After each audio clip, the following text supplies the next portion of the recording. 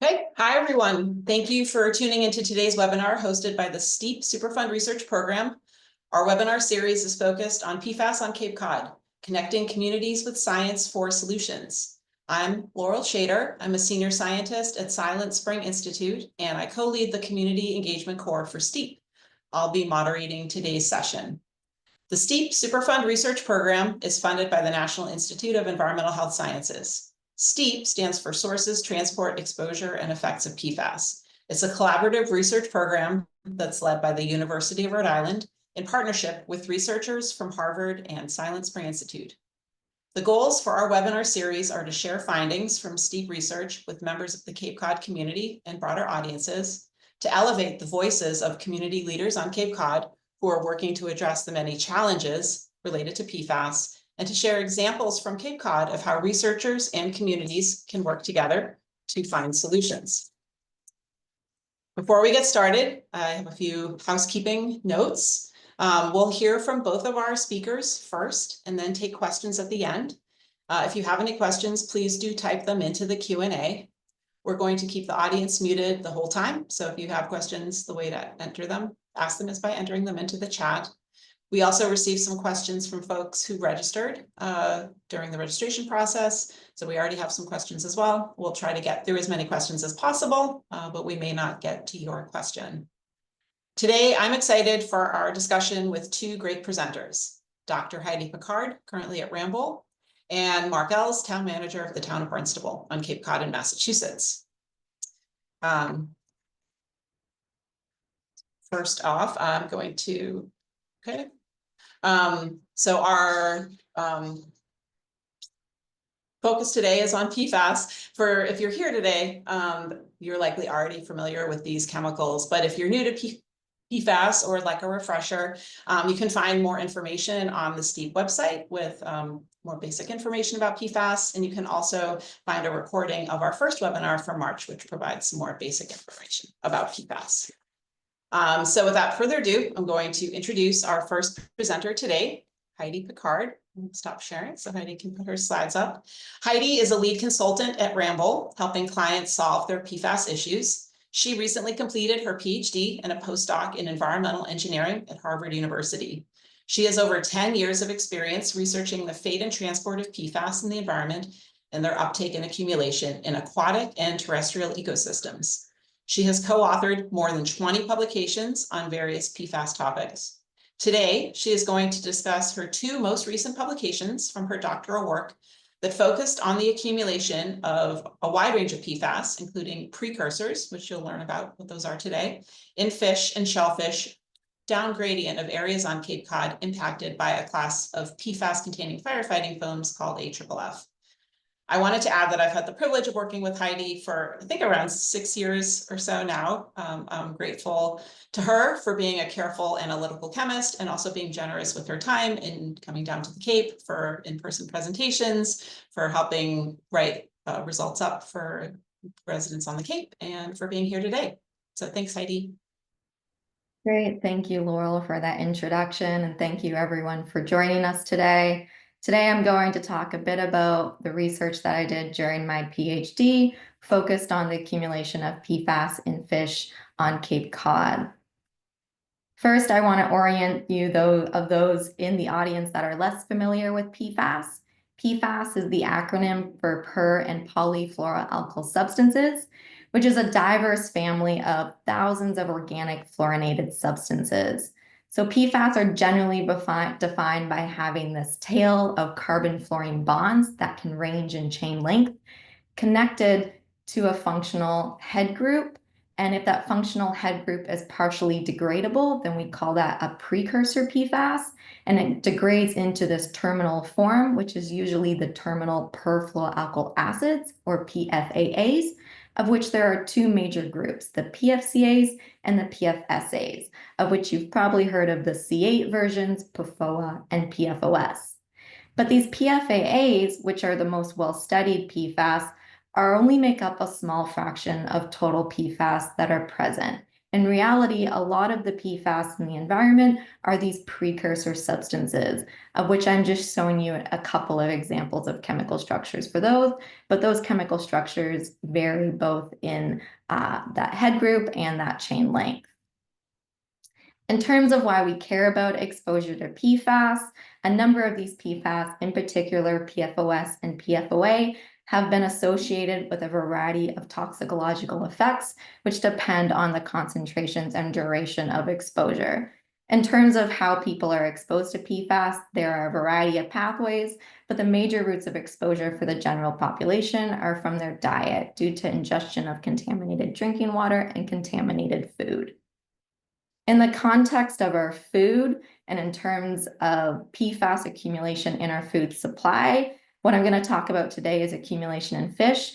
So when we're thinking about fish and how they accumulate these PFAS, if a fish is in a contaminated surface water body, they're taking up PFAS both from their surrounding environment, uptake through the gills of that water, but also from their diet and the smaller organisms that they consume. And because these PFAS, in particular the PFAS, are really persistent in the environment and have long half-lives in the body, the fish will continuously take up greater and greater concentrations of these chemicals relative to what they can excrete. And a value of how we can calculate that is determining a bioaccumulation factor, or BAF, which is that concentration in the tissue divided by that concentration in the water. And we have a pretty good understanding about the bioaccumulative potential of those PFCAs and PFSAs, which you have increasing bioaccumulation with greater chain length. And we also have a good understanding about the bioaccumulative potential of PFOS. But when it comes to all these other precursor PFAS, there's limited understanding in how these different chemicals bioaccumulate in our food. And so that was a major question that I heard during my PhD, was to understand the extent to which precursor PFAS persist and accumulate in aquatic ecosystems. And there were two components to answering this question. The first was development of an analytical toolbox to measure for a lot of these precursors and measure for the upper bound of total PFAS that may be present in the environment. And to do this, it required optimizing and using the use of 3 different analytical methods. Targeted PFAS analysis is the common method used by majority of commercial labs and academic labs to measure for known PFAS that we have available analytical standards for, which mostly includes the PFCAs and PFSAs and only a few of the targeted precursors. So in our lab at the time, we were measuring for about 40 PFAS compounds. But in reality, there are potentially thousands of PFAS that exist. So to get an upper bound of the amount of total PFAS that may be present, you can do extractable organofluorine analysis, or EOF, using CIC, which gives you that upper bound of organofluorine present in a sample. And the unexplained fraction between your targeted PFAS and your EOF becomes this unexplained organofluorine fraction. And to identify what that unknown fraction could be, that's where you can then incorporate suspect screening and non-target analysis to identify those unknown substances. So putting this toolbox of methods all together gives us a much better picture of what's all there and how much is there in terms of PFAS in the environment. So in developing this toolbox, I then applied it to investigate the aerial extent of contamination and accumulation of diverse PFAS in fish and shellfish down gradient of an AFFF impacted military base on Cape Cod, Massachusetts. And so in Cape Cod, there is a military base that historically did fire training purposes back in the 80s and 90s using AFFF formulations. And the major AFFF formulation that they used was the 3M ECF-based AFFF, so AFFF that comes from the electrochemical fluorination manufacturing process. And we know that that type of AFFF historically contained a whole bunch of these diverse precursor substances that can break down to some of the terminal PFSAs like PFOS and PFHXS over time. And we were interested in looking at whether those precursor PFAS that were present in that AFFF, whether they've persisted in the environment and moved down gradient throughout these surface water bodies, and whether those can accumulate in the fish and shellfish, and particularly those species of interest for recreational and subsistence fishers in the community.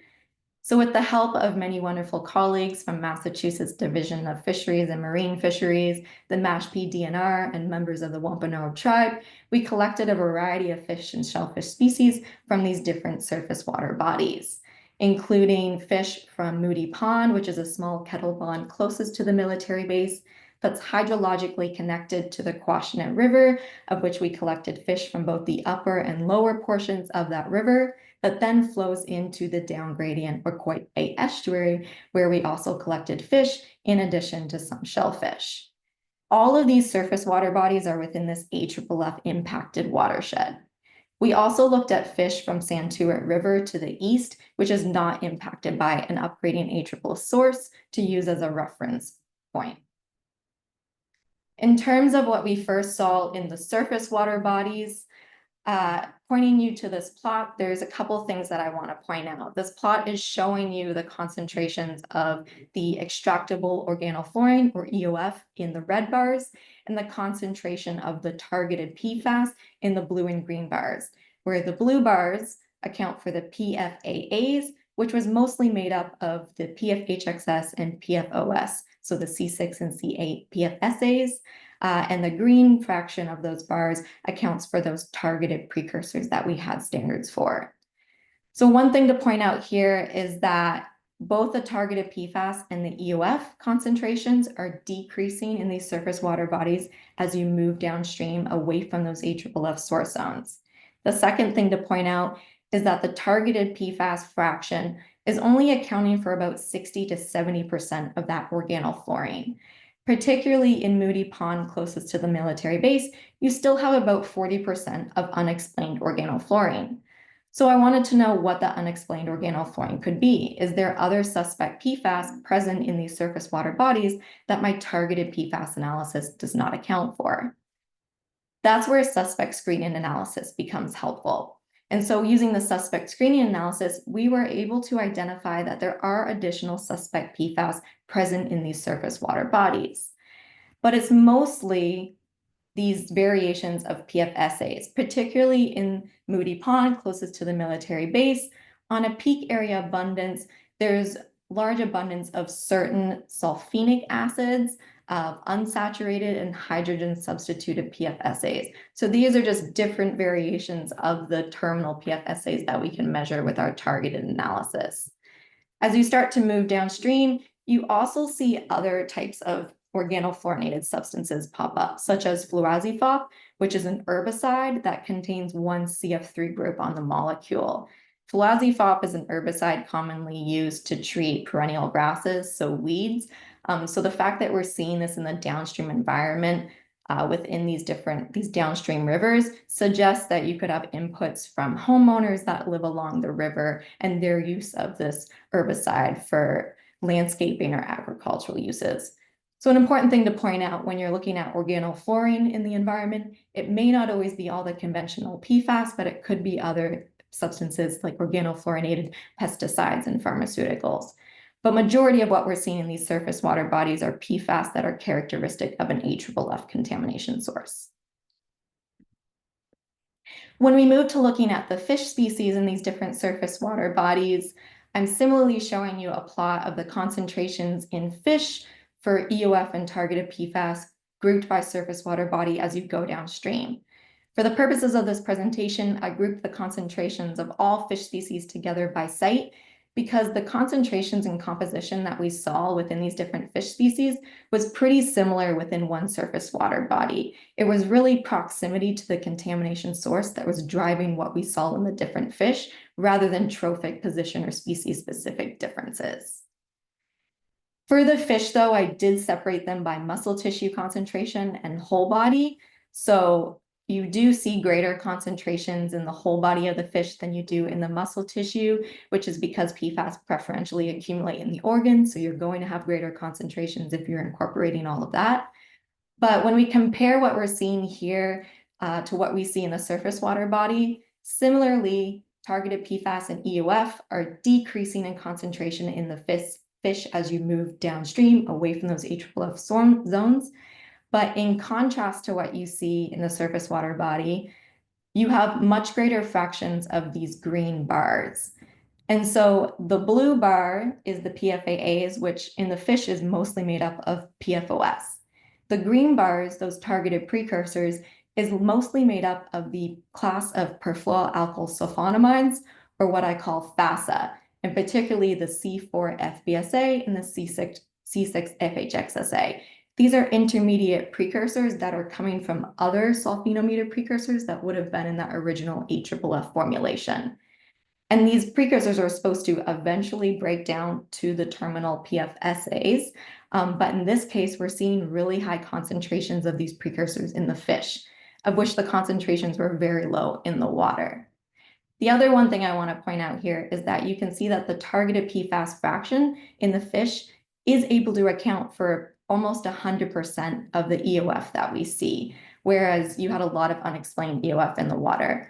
There were additional suspect PFAS present in these fish, the same variations of PFSAs and FASA precursors, but our targeted PFAS analysis really was able to capture most of what is present in these fish. But that's really because the incorporation of these C4 and C6 FASA standards into the targeted analysis. As to why we're seeing greater concentrations of these precursors in fish and not the water, that suggests that they have a bioaccumulative potential. So I can calculate that by, again, calculating a BAF given the concentration in the fish tissue relative to the concentration in the water. This plot shows you the resulting BAFs for the different fish species from these different surface water bodies for the whole body concentration. And I'm showing you for the different PFSAs and FASA increasing in chain length. What I want to point out with this plot is that a log BAF threshold of 3 indicates whether a substance is very bioaccumulative. And this shows that for the terminal PFSAs, PFAS is a very bioaccumulative substance. But what we also see when we look at the FASA is that those substances are more bioaccumulative than PFOS. And they are about 1 to 3 orders of magnitude more bioaccumulative than the terminal PFSA that they would break down into. So for example, the C6-FHXSA is expected to eventually break down into the C6-PFHXS. But because we're seeing such high concentrations and a much greater bioaccumulative potential of this FASA precursor, that suggests that it is persisting in the environment and in these fish. It's not biotransforming to a great extent, and it has differences in its ability to be taken up relative to the terminal PFSA.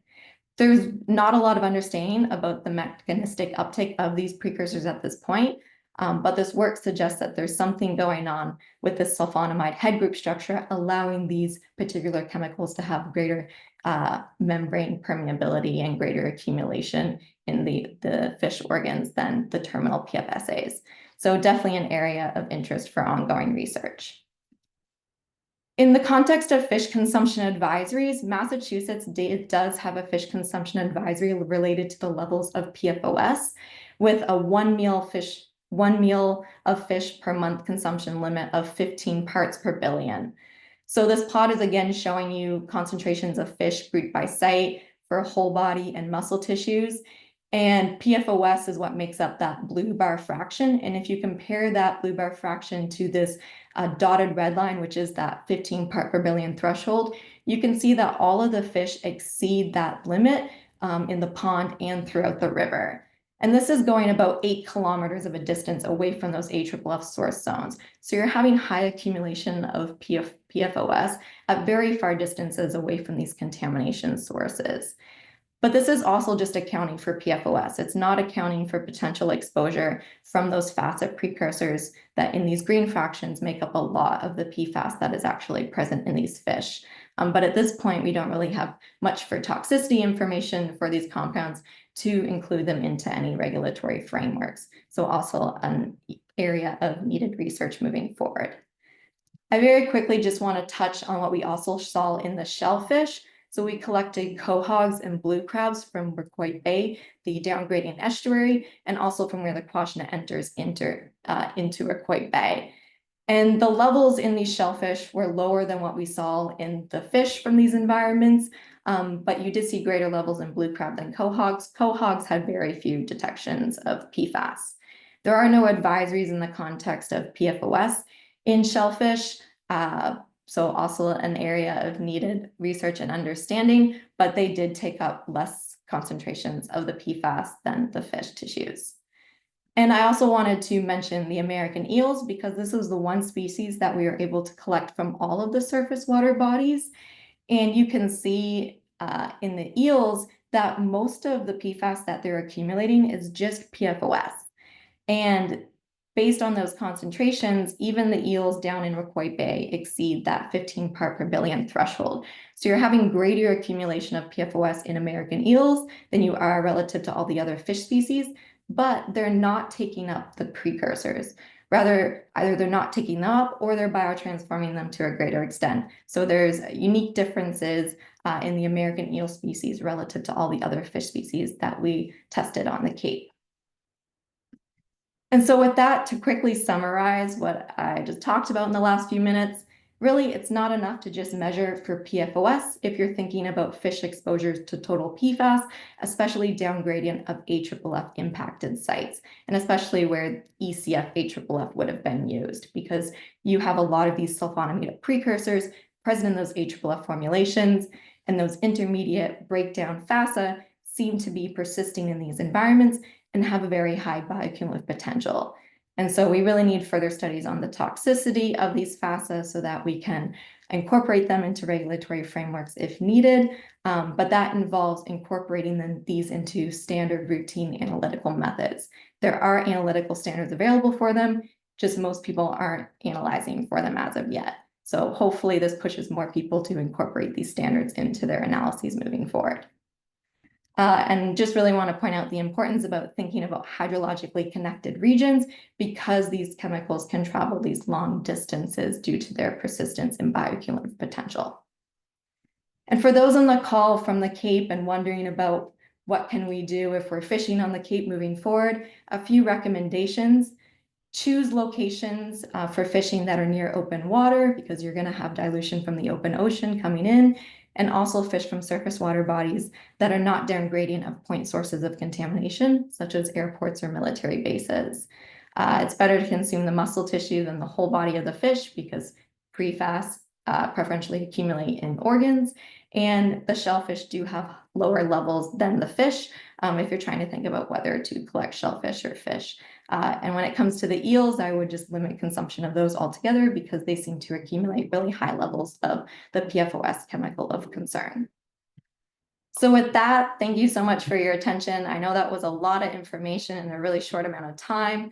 There's a lot more detail that I did not discuss in this talk, and you can check that out in my publications that I have posted here that are publicly available online. And of course, I'm happy to answer questions throughout the rest of this webinar. If you have additional questions for me afterwards, I also have my contact information at my new company that I'm working at.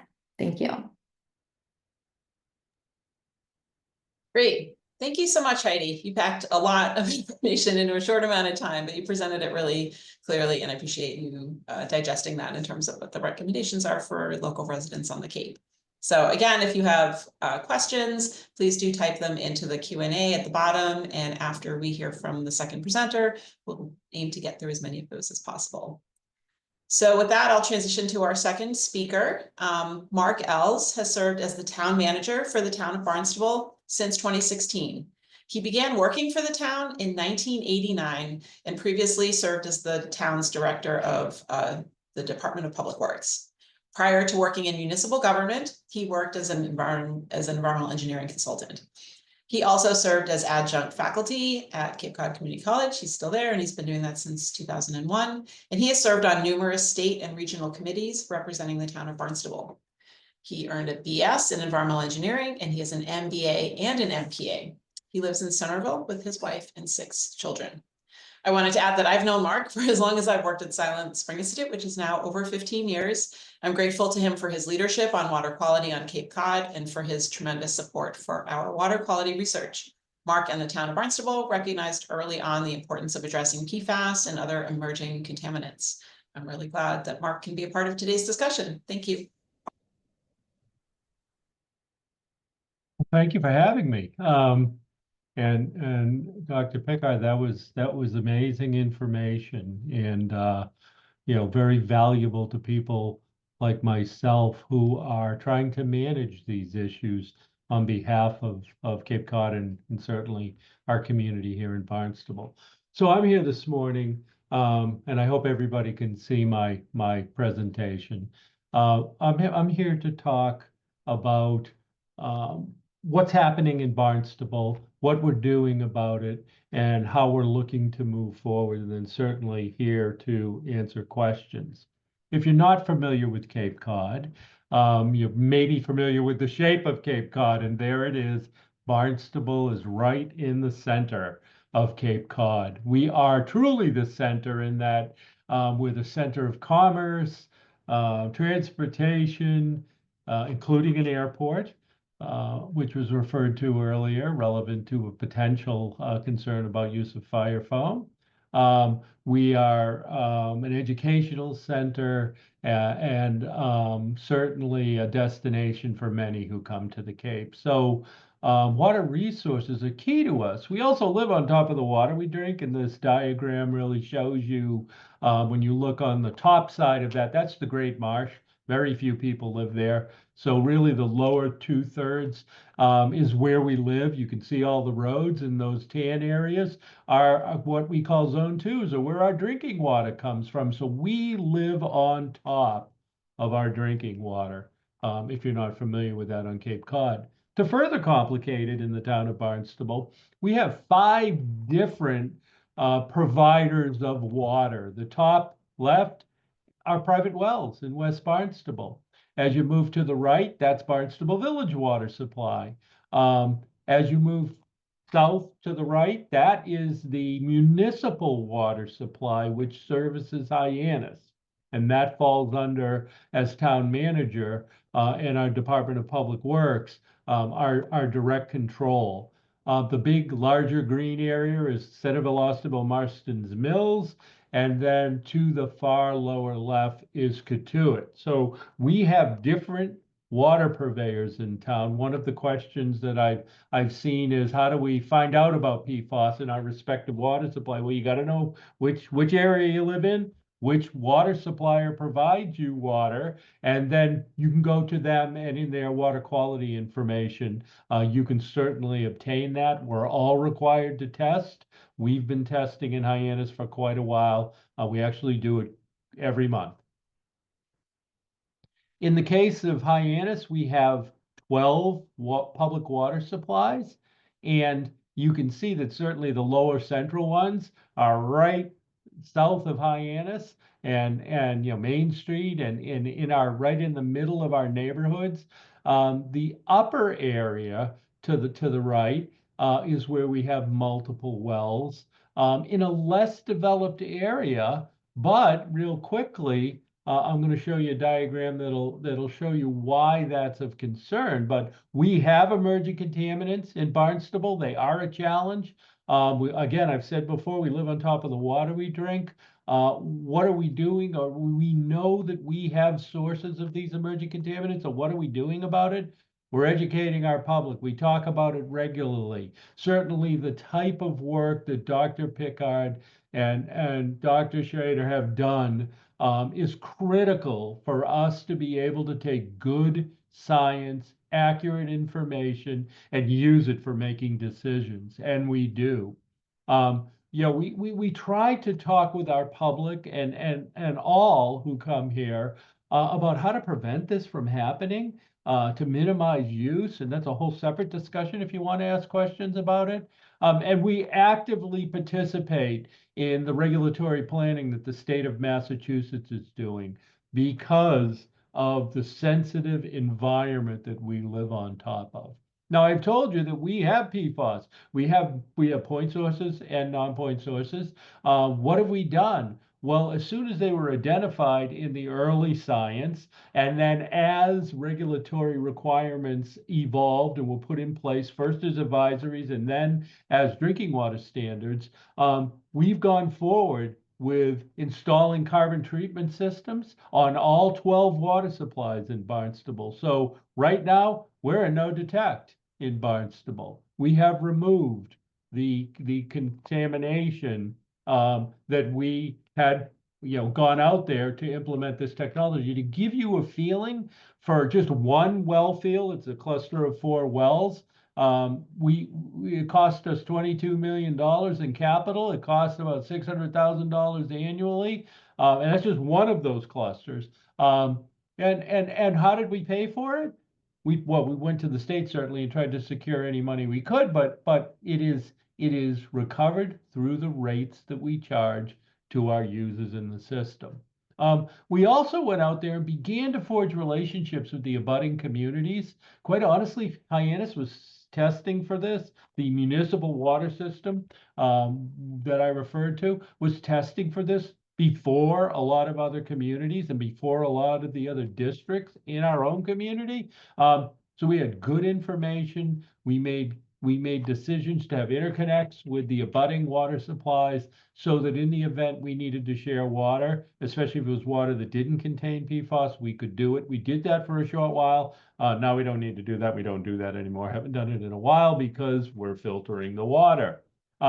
We continue to conduct studies to look at the future potential on our drinking water supply, but we also recognize that our groundwater here is what we see in many of our ponds and lakes, and this relates right back to what Dr. Pickard has shared with us, in that we went out and we didn't do quite the level of a scientific research project that was previously described to you, but we went out and tested our ponds and took a look at our ponds to see what the PFAS level is, and we did it across the entire town.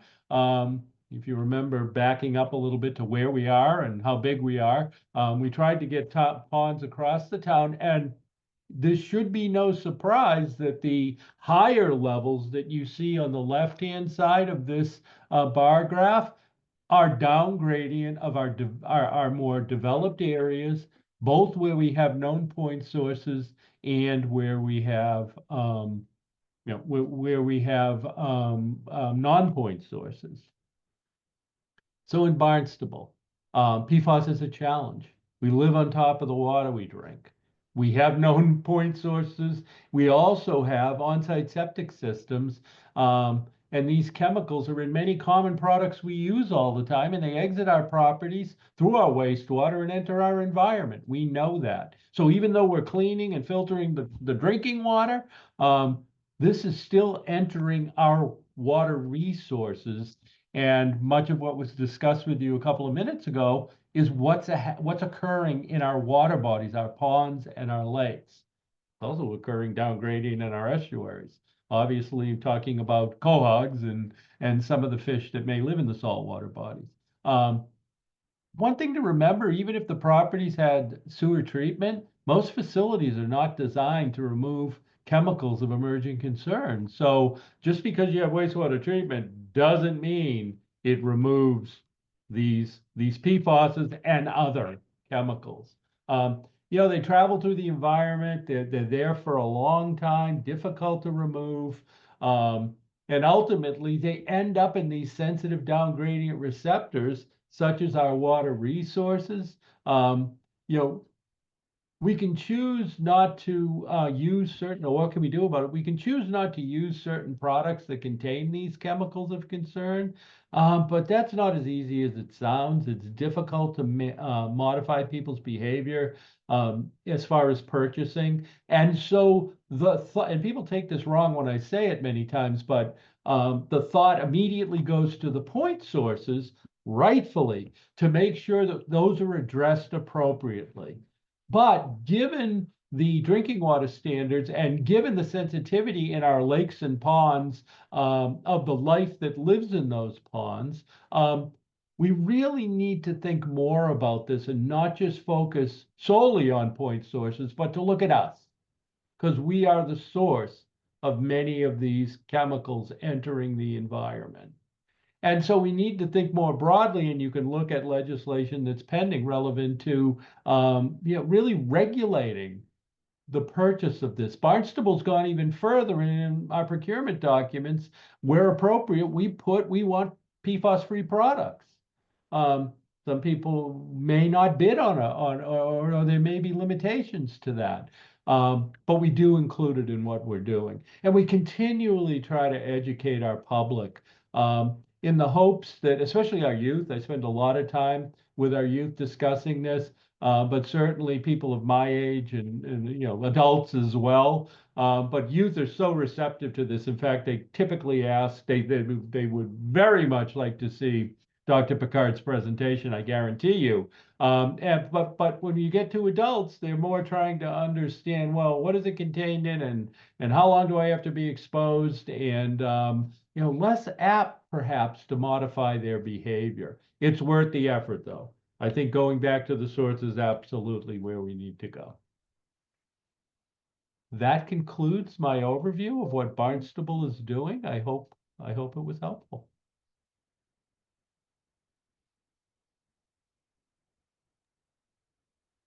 That was terrific, Mark. Thank you so much for being here and for sharing all the great work that you've done in the town. And it's really helpful to hear your experiences as a town and also some of the many challenges that you've had to overcome along the way. So with that, we are going to transition to our Q&A period. So Heidi, love to have your video back on. We've got a lot of questions and we have 24 minutes. So I don't think we'll get through them all, but we'll try to also send some responses to some of these in a follow-up email after this webinar.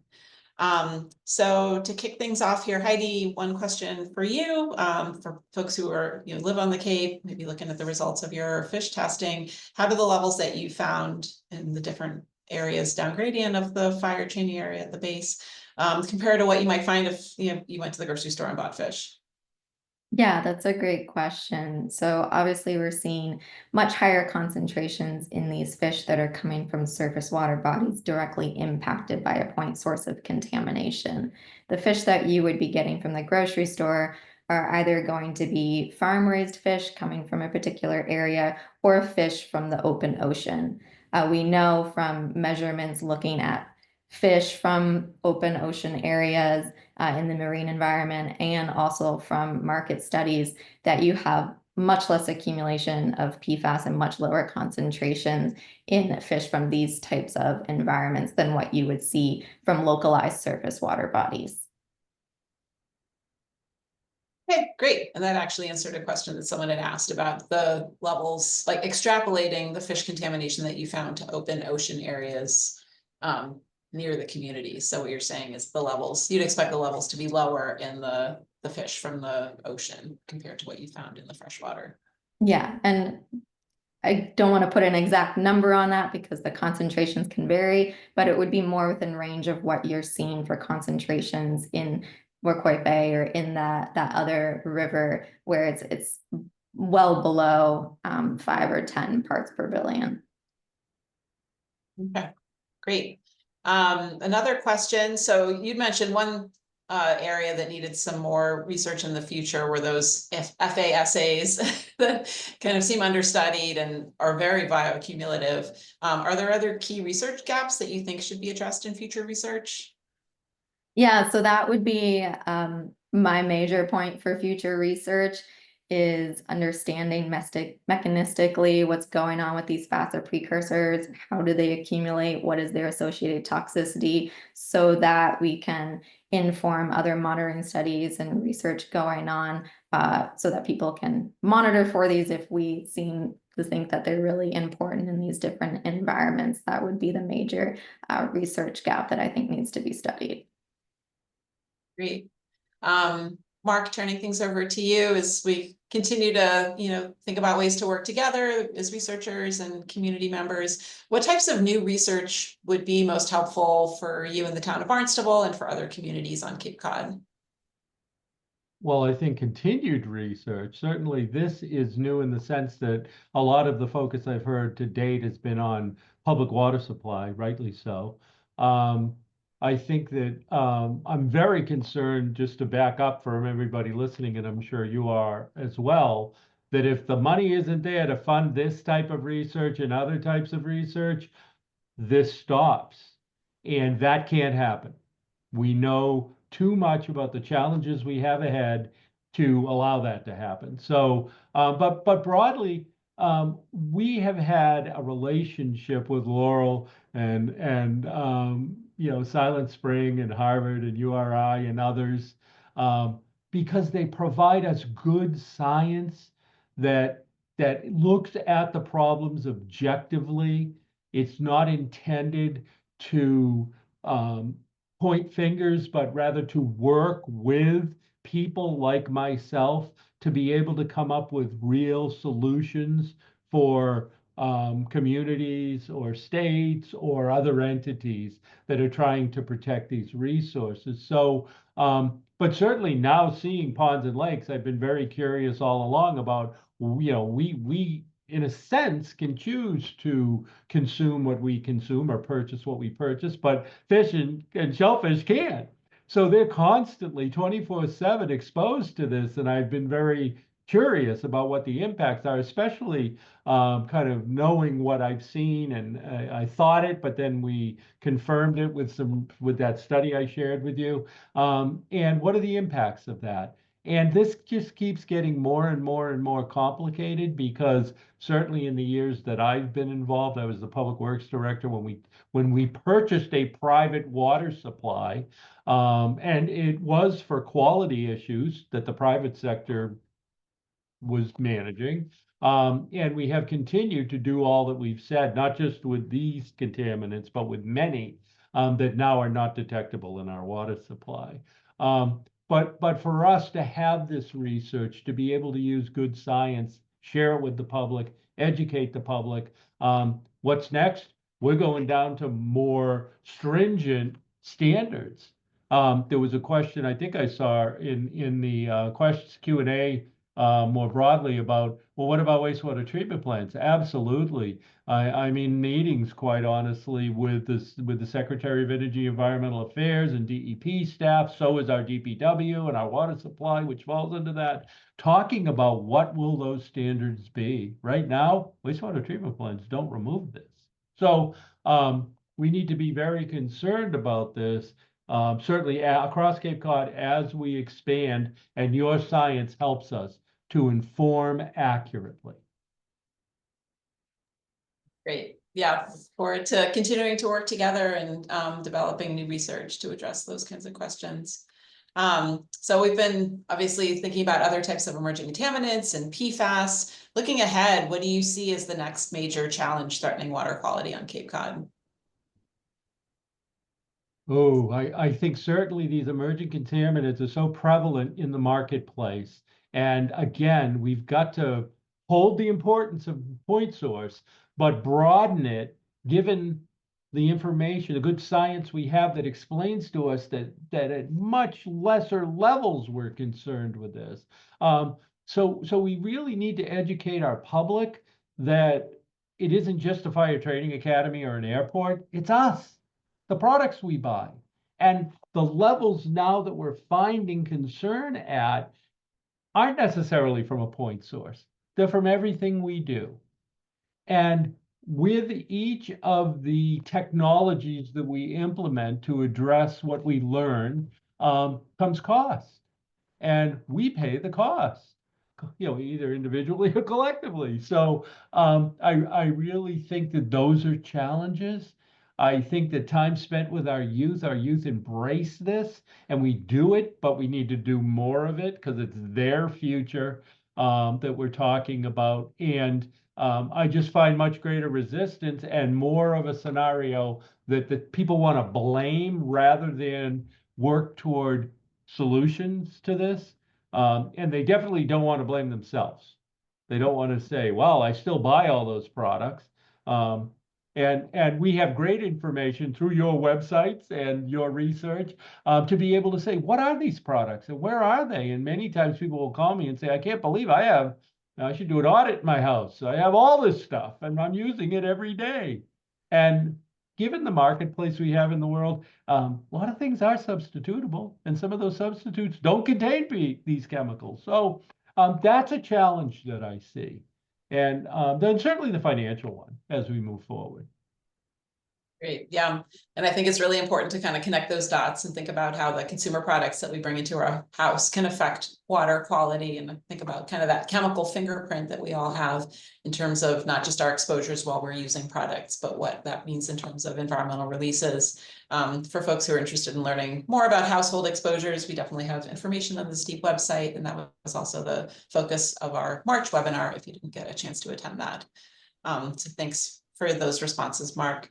Heidi, I've got a ton of questions for you. One question, and I was also curious about this. You mentioned one of those in the unidentified PFAS part, there was an herbicide that you mentioned. Do you know where that's coming from? Yeah, so flurazephrop is used to control perennial grasses. So I think that would probably be from just homeowner use for landscaping purposes, because also be related to agricultural use. That is what I'm showing is just a detection of that compound. It doesn't correlate to a concentration. So it's really hard to say how much we're actually seeing there, but rather that we're just identifying it with a certain confidence level that it is present in these environments. It did look like, though, that you thought the level was increasing as you went downstream. Can you kind of compare those peak areas or not those are just necessarily? peak areas, so I wouldn't say that it's so much increasing, but that you see it at a greater abundance in that downstream environment in general, whereas you don't see it in the upstream environments closest to the base. That the abundance of other PFAS, suspect PFAS coming from the AFFF makes up more of a fraction of that. Whereas downstream at these really low concentrations of conventional PFAS in general, you start to see those other compounds pop up to be identified. Okay. All right, we had a couple of questions come in specifically about herring. I know that herring run is happening right now. And so one question came in from Wellfleet wondering about herring or PFAS levels in herring, I guess maybe out on the outer Cape, but just in general. Have you been able to do any testing of PFAS in herring? And another question specifically asked about herring larvae. We did actually collect Alewife River herring from the Santuit River, so the reference river that was not in the AFFF impacted watershed.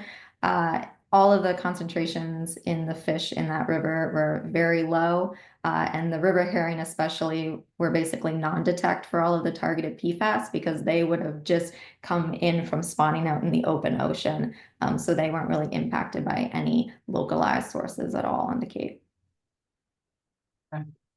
And I'll add that that's a question that we're hoping to continue to carry on for STEEP. It's been a question raised by members of the Mashpee Wampanoag tribe in that area as well. So we do plan to do some additional testing, both kind of this time of year in the spring, and then also later in the year after the herring have spent their summer in the ponds and potentially accumulated more PFAS. Great. So we also got some questions about fish consumption advisories. I guess, Heidi, do you know if fish advisories on the Cape have been expanded due to PFAS detections? And were there already some in place based on mercury or PCBs or other contaminants?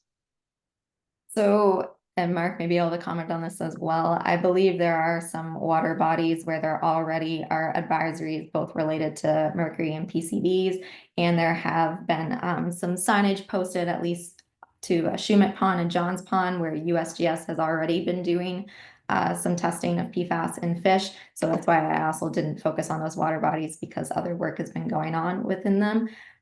For Moody Pond and the Quashnet River, I believe that's ongoing with STEEP about discussing with Mashpee and others on the Cape about how to implement advisories or post signage to inform people about these results.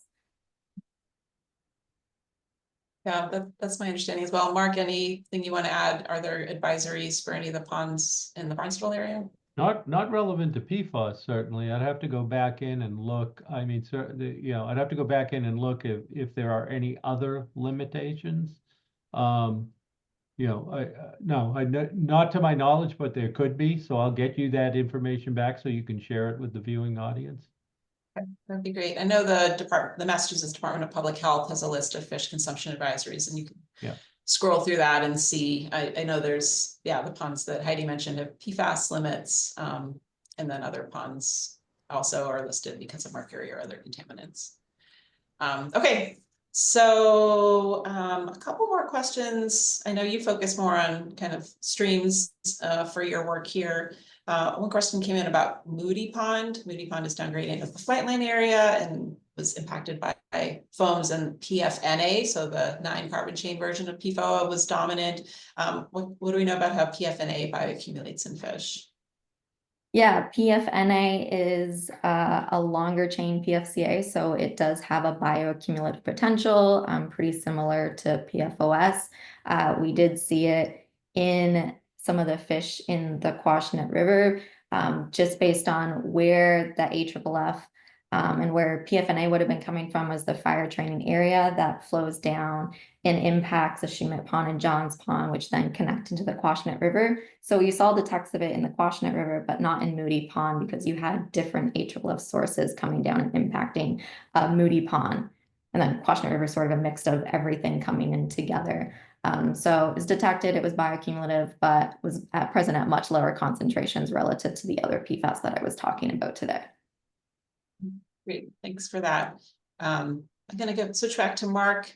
Couple of questions about drinking water. PFAS are definitely here on Cape Cod, especially in the Hyannis area. The question asks, what's the exact toxic level? Maybe you could talk about where the standards are at. And for people who want to know what are the levels of PFAS in their drinking water, how do they find that out? Well, definitely call, if you live in Hyannis, call the Public Works Department water supply. If you live in Centerville, for example, you would call Centerville, Osterville, Marston's Mills water, and you would talk with them about water quality related issues to find that out. Now the MCL, I believe, unless I'm incorrect, is 20 parts per trillion right now in drinking water. In the case of Hyannis, it's non-detect. We filter it all. There is none. But historically, we were one of the first, as Laurel can tell you, that we identified PFAS and PFAS at higher levels. There's a fire training academy that's to the north west of the Mary Dunn wells and even further northwest of the Mar well fields. And we also have an airport. And in both cases, fire foam had been used historically. We have good documentation relevant to the airport in Barnstable on that. And the county is responsible for the documentation relevant to the fire training academy. So that's in general the situation, but if you have any trouble, reach out to me directly. You can email me, call me, whatever works best for you. And I'll try to, if we can't answer it, meaning the town of Barnstable can't, I will connect you with the people that can help you. Great, thanks for that. And yeah, the standard right now in Massachusetts has been set at 20 parts per trillion, and that's for the total amount of 6 PFAS, called PFAS 6.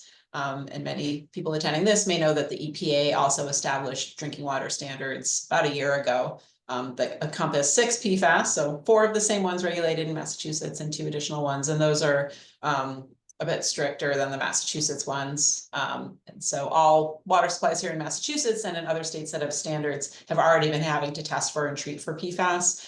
For folks who may live in different states, the water systems have a number of years, I think 5 years, to complete the process of doing monitoring and coming into compliance with the new standards. And I hope those standards will remain in place.